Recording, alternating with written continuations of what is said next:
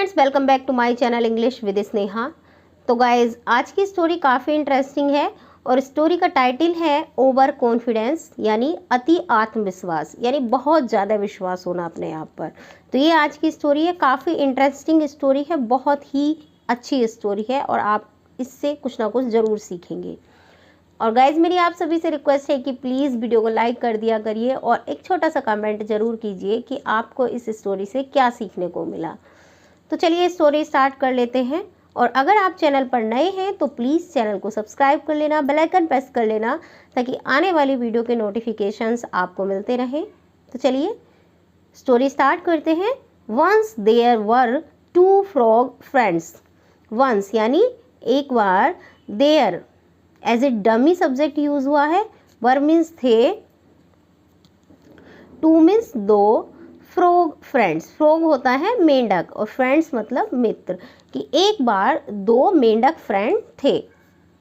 As they grew up, as मतलब जैसे, वे बड़े हुए, ग्रू अप मतलब बड़े हुए। One of the frogs made his home in the rocks near the lake. One of the frogs यानी मेंढकों में से एक, मेंढकों में से एक, मेड मीन्स बनाया, ये मेक की सेकंड फॉर्म होती है मेड। हिज होम यानी अपना घर, इन द रॉक्स, रॉक्स होती हैं चट्टानें, यानी चट्टानों में, इन मीन्स में, नियर मीन्स पास, लेक मीन्स होता है झील, कि मेंढकों में से एक ने अपना घर झील के पास चट्टानों में बनाया।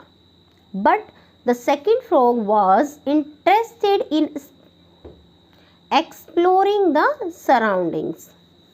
But the second frog was interested in exploring the surroundings.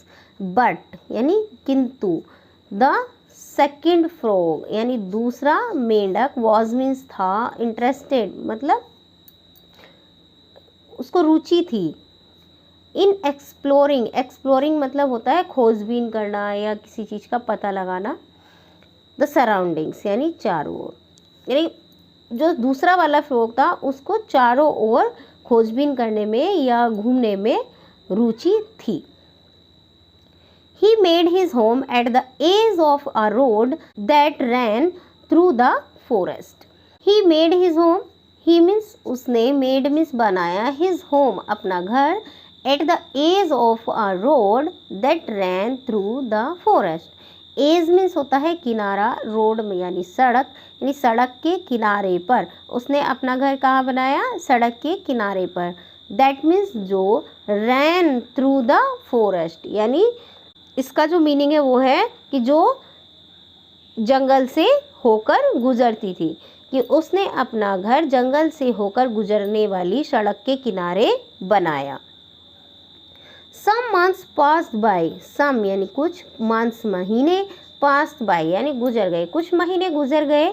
One day the first frog said, one day यानी एक दिन, the first frog यानी पहला मेंढक, said means कहा, why don't you come and stay with me near the lake?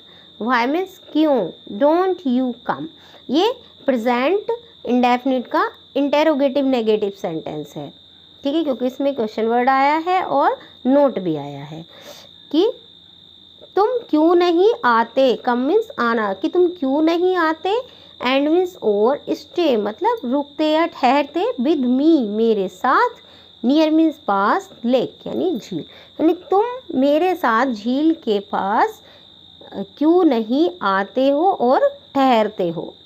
Many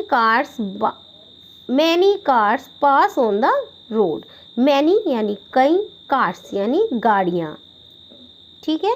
many किसके साथ आता है, जिनको हम काउंट कर सकते हैं, यानी काउंटेबल नाउन के साथ हम मैनी का यूज़ करते हैं और अनकाउंटेबल नाउन के साथ हम मच का यूज़ करते हैं। तो मैनी कार्स यानी कई गाड़ियाँ, पास मतलब गुजरती हैं, ऑन द रोड सड़क पर, कि सड़क पर कई गाड़ियाँ गुजरती हैं।